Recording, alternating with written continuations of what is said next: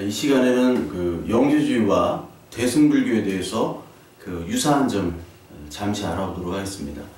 그 영지주의와 대승불교는 그 종교적으로 굉장히 밀접한 관계와 또 공통점을 가지고 있습니다. 영지주의가 헬레니즘, 특히 이제 힌두교와 또 그리스 신앙, 그리스의 신, 미스테리아 신앙과 또 대승불교의 영향을 이렇게 많이 받고 서로 주고받은 관계이기 때문에 공통점이 있을 수밖에 없습니다. 그래서 간략하게 영지주의와 그 대승불교에 대해서 그 공통점에 대해서 말씀을 드리겠습니다. 첫째로 영지주의와 이 대승불교가 이렇게 있는데, 그 영지주의와 대승불교는 그 고통의 원인, 그리고 구원의 방법, 그리고 인생의 그 여정에 대한 것들을 이렇게 위와 표와 같처럼 이렇게 설명을 해놨거든요. 일단 이제 영지주의를 이렇게 보시면요, 영지주의는 계속 말씀해 드린 대로 고통의 원인, 그러니까 인간의 어떤 창조가 그 데미우르고스로부터 불완전한 창조기 때문에 그 원인이 어디에 있냐? 무지, 잠이라고 그랬죠. 잠자는 상태, 무지한 상태, 그리고 불완전한 상태가 있고, 그것의 책임은 인간의 책임이 아니라 어떤 하나님과 우리와의 관계의 그 죄의 책임이 아니라, 그런 죄라는 용어가 아니라 바로 무지에 있다. 무지에 빠뜨리게 하는 것이 바로 그 창조, 불완전한 창조를 한 알다바요 데미우르고스다 라고 영지주의 문서에서는 그렇게 얘기를 하고 있습니다. 대승불교에서도 마찬가지입니다. 이 뭐 대승이랑 소승이랑 그 구분을 여기서 이렇게 하기란 굉장히 시간이 많이 걸리기 때문에 여러분들께서 알아보시고, 그리고 개인적으로 좀 공부를 좀 하셨으면 좋겠어요. 그 대승불교에서도 마찬가지 무명입니다. 무명이라는 것이 바로 빛이 없는 상태죠. 빛이 없는 상태가 바로 무명입니다. 여기도 어두움이고 무지잖아요. 같은 겁니다. 그러나 공통점은 죄가 없다는 거죠. 그러니까 성경에서 말하는 하나님과 우리와의 관계의 죄는 둘 다 인정을 하지 않는 그런 공통점이 있죠. 그리고 두 번째로 구원의 방법은 영지입니다. 영지. 영으로 아는 방법이 있죠. 그거는 엘리트적인 방법입니다. 비밀스러운 방법이에요. 그것을 깨닫는 자만이 바로 구원을 얻는 것이고, 그 메신저로 바로 예수 그리스도가 온 것이죠. 그래서 마찬가지로 이게 대승도 깨달습니다. 어떻게 깨닫느냐? 열반으로, 니르바나, 열반으로 깨닫게 되는 거죠. 그래서 열반 상태는 윤회를 벗어나는 거죠. 이제 해탈이 되는 겁니다. 그러니까 힌두교에서는 해탈을 이렇게 목샤라고 그래요. 목샤. 그러니까 제가 목사인데, 해탈하는 존재. 저 목사는 이제 해탈하는 존재인데 내가 아직까지 해탈을 못했어요. 해탈을 하고 좀 목사다워야 되는데 아직 이게 과제입니다.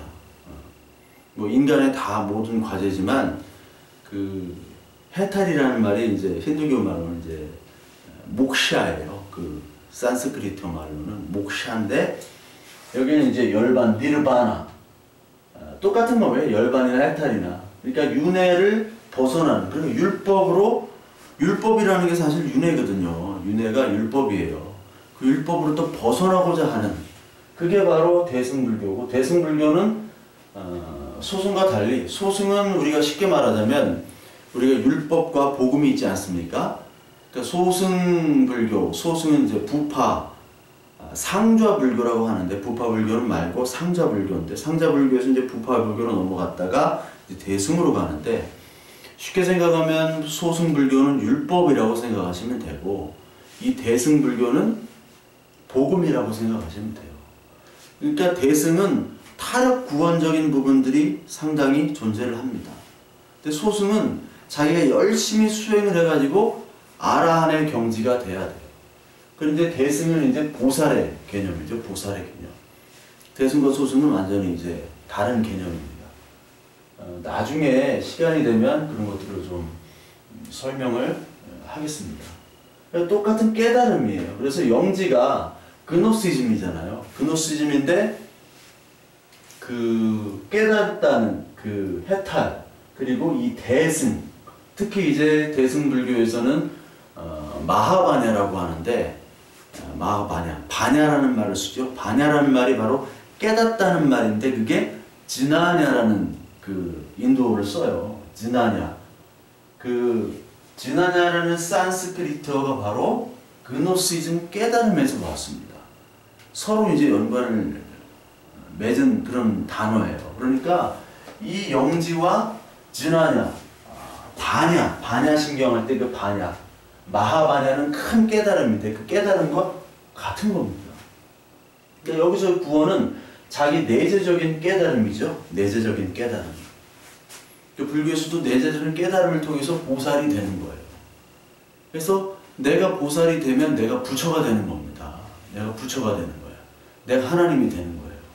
그러니까 그 인격적인 그 신, 우리가 말하는 그 하나님, 그러니까 이들이 말하는 하나님, 이들이 말하는 그런 알지 못하는 신들이 있죠. 플레로마라고 하는 그 궁극적인 본질과는 관계가 아무런 없어요. 관계가 필요가 없습니다. 그들이 구원을 하고 뭐 우리를 어떤 그리스도 같은 메시아를 보내고 그런 것과는 전혀 관계가 없습니다. 내가 신은 되는 거니까. 내가 신이 되는 게 구원이니까. 그러니까 보리살타, 보살이 되는 것과 인내천, 뭐 동학 그런 것과 같은 거죠. 그러니까 힌두교에서도 그 많은, 불교나 힌두교가 그 많은 신들이 있지만 그 많은 신들을 섬기면서도 내가 신이 돼버리면 그 신들은 이제 별 가치가 없어져요. 가치가 없게 되는 신. 내가 신이 됐기 때문에. 그러나 우리는 아니잖아요. 내가 예수 그리스도의 제자라고 해서 예수 그리스도와 관계가 없습니까? 하나님과 관계가 없습니까? 아니잖아요. 그러니까 영지주의나 이 대승불교는 이 성경에서 말하는 것과 전혀 다른 그런 깨달은 구원을 얘기해요. 또 이 방송에서 뭐 그런 그 복음에 대한 해석들도 하시고 뭐 유다복음, 도마복음 그런 것들을 하시는 그런 분이 계신데 그건 양심에 따라 살으라고 그러는데 양심을 따라 어떻게 다 100% 살 수 있습니까? 그러니까 그분은 이제 불교도 아니고 기독교도 아니지만 불교 강의, 기독교 강의를 하시는데 그분이 하는 거는 이 깨달음과 양심에 대해서 얘기하는 거예요. 그러니까 어떻게 보면 인간의 내재적인, 초월적인 외부의 타력의 구원은 인정하지 않는 분이죠. 그리고 마지막으로 이 인생의 여정이 지난 시간에도 얘기했지만 에이돌론에서 다이몬으로 간다. 그러니까 보이는 아이돌 우상에서 이제 더 높은 단계의 영지의 단계로 가는 게 다이몬이라고 했죠. 그리고 여기도 마찬가지입니다. 이 대승불교에서는 참나, 진화를 깨닫는 거예요. 나는 그냥 껍데기 납니다. 진짜 나는 네가 내가 되고 내가 네가 되고 그리고 모여서 함께 이게 신이 되는, 보살이 되는. 그래서 산도 물이 되고 물도 산이 되고 내가 산은 산으로 봤지만 옛날에는 에이돌론에서는 산으로만 봤죠. 그런데 이게 다이몬 정도까지 가면은 이게 중간에서 산이 물이 될 수도 있고요. 물이 또 산이 될 수도 있죠. 시각을 다르게 본다는 거예요. 우상으로 보이는 걸로만 보는 게 에이도잖아요. 에이도 동사, 헬라어. 에이도라는 게 보여지는, 눈으로만 보여지는 것만 보는 사람.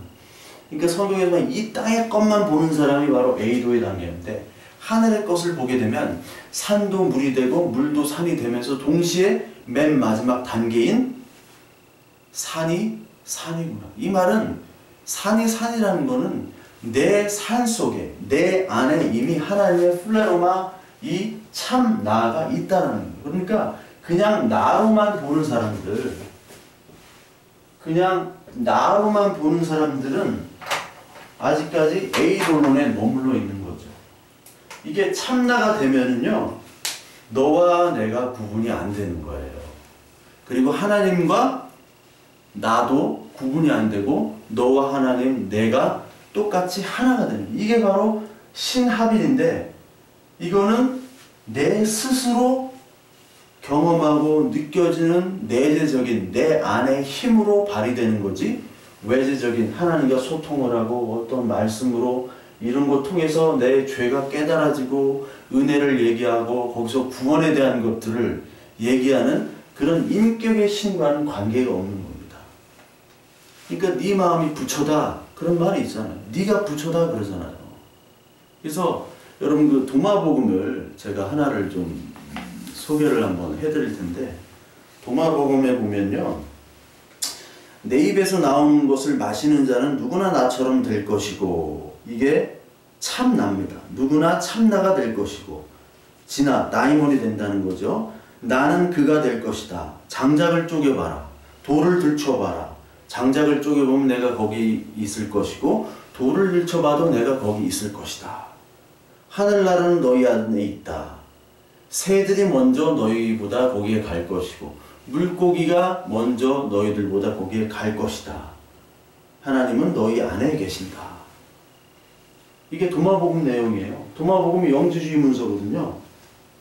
그 대승불교의 그런 깨달음하고 그런 마하바냐 금강경이랑 영지주의의 문서, 아까 읽었듯이 도마복음의 문서와 정말 비슷하죠. 그래서 요한복음 8장에 보면은 하나님 나라가 이미 너희 안에 있다. 진리가 너를 자유케 하리니. 그런 말씀이 있죠. 그 말을 인용을 해가지고 요한복음도 영지 문서로 영지주의자들은 얘기를 해요. 그래서 이 영지주의와 대승불교는 간단하게 설명드렸듯이 이런 아주 유사한 공통점이 있다라고 말씀을 드릴 수가 있습니다. 이런 문서들을 좀 비교를 해보시고 여러분들이 이 성경을 읽을 때 정말 이 성경의 뜻이 어떠한 뜻인지 우리는 정말 깊이 연구를 해야 돼요. 영지주의자나 이 불경을 읽는 그런 사람들의 10분의 1만큼도 우리 기독교인들은 하나님 말씀을 소중하게 다루지 않습니다. 그냥 내 마음, 내 환경에 맞는 그 말씀만 취해, 그것도 문자적인 글자만 취한다는 거예요.